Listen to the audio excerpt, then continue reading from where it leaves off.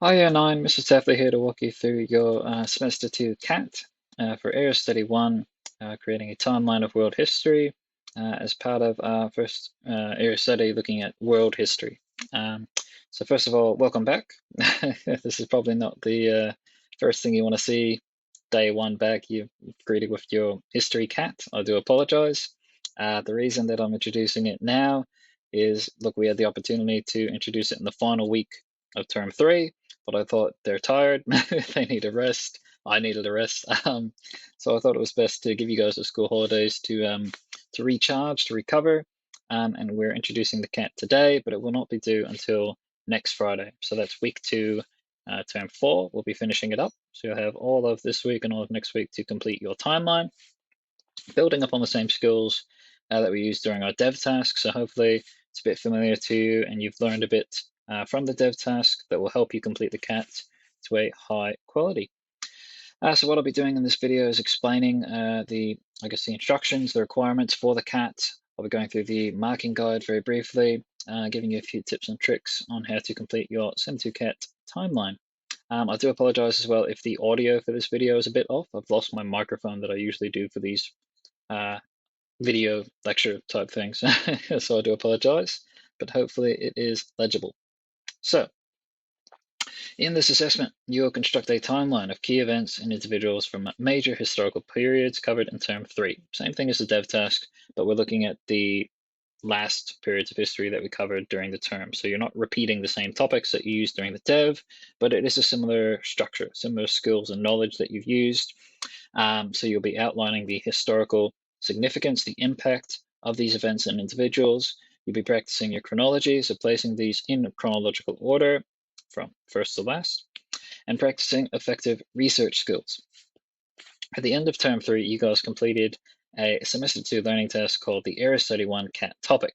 So in that learning task, which is in Google Classroom and looks something like this, you guys were introduced to the topics that you could select for your CAT, trying to get you guys thinking about nice and early what you would be completing for your CAT.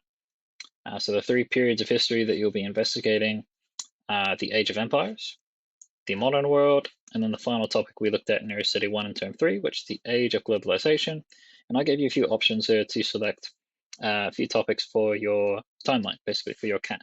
So hopefully you have that information. If not, go back into Google Classroom and check your responses, your entries for this timeline activity. You might have changed your mind over the holidays, that's fine. You might have already started research, that's also fine. But that's what you're using for your CAT topics. Wrong one. So refer to that list when you're starting your CAT, and refer to your dev feedback before beginning the assessment. For those of you that can't remember what the dev looks like, similar sort of thing. I've changed a few things in response to, I think, areas where we can improve upon, giving you guys a bit more support and structure in the CAT. But basically, you're making a timeline looking at these 3 major historical periods. You picked 1 or 2 of those topics in there. So you might have looked at ancient Greece, you might have looked at the Mongols, couple key events and individuals, bit of research, and put it in a nice little timeline in the space provided below. So the CAT will be due, as I said, at the end of week 2 in term 4, which is the 15th of October.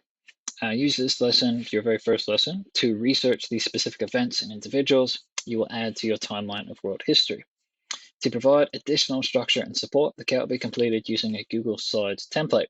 I noticed quite a bit in the dev task that a few people struggled with the, historical significance. So they describe the event or the individual. So there's this is John Smith, or this is World War One, but they didn't really explain why it was important and why they selected that as their key event for that historical period.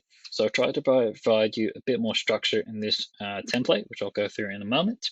So what you'll be doing is taking your research, putting it into the timeline template, submitting that at the end of week 2. The template instructs you to include the title of the event of the individual, so their name, date, so when did this happen, a relevant image, and a summary paragraph outlining the impact and significance of your historical event or individual. And that's the main thing that you're going to be marked on, really, is your discussion of why this person or this event is important, what was the impact of this event. So I'll show you what that template looks like. Both these files, I should point out, are connected to your Google Classroom and Compass learning task, but I've got 2 spaces here for Age of Empires, 2 for Modern World, and 2 for Age of Globalization. And for each of those, as I said in the previous slide, title, date, description. So you still need to explain what this was. And then historical impact, that's your why. Why was this important? So you just need to add it into that template there. You can make it a bit more colorful and pretty than the basic one that I've given you. But that's the structure that you'll be using for your CAT. Now, in the dev task, another change that I've made from the dev task. In the dev, you looked at 3 individuals, 3 key events from each of the topics you were looking at. I've reduced that to 2, partly in light of, look, remote learning is bad. And you've gone from term 3 remote learning straight into term 4 remote learning. So that's kind of awful. So I want to give you guys a bit of less of a workload. But the main reason I've done that, and I'll mention it in the next slide, is because I'd rather you have a quality CAT than a quantity CAT. I don't want to see a lot of information. I want to see good information. So I'm hoping that by narrowing it to 2 key events and individuals for each of those topics, you'll give me more depth as opposed to breadth. So it's good quality information, lots of good discussion, research, analysis, as opposed to just a lot of information on 3 random people. So the topics you're selecting, as I mentioned, Age of Empires, so I've given you the timeline for that as well, Modern World, Age of Globalization. And all of those topics are discussed in our class slides, our unit slides for this Area Study 1. So you can go back into Google Classroom and Compass and have a look at that to refresh your memory about this topic. The final slide of your presentation is a bibliography. So on the dev, I didn't really mark you too harshly on the fancy nature of your resources, whether you were putting them in Harvard style referencing, whether you just listed the URLs. As long as you had resources, I was pretty happy. In the CAT though, it's going to be a bit more formal. So you're going to need a formal bibliography. And what I recommend using is that site down there called Cite This For Me, which is a very useful website. You'll probably fall in love with in university when you're writing up your uni essays. And that should help you correctly format the sources that you're using, both primary and secondary, video, text, images. There's a lot of sources you can use, even if that image there that you're adding in, if that's a painting of the person that's hung in some museum, that's a primary source. That's an image you can include in your bibliography at the end, which is there.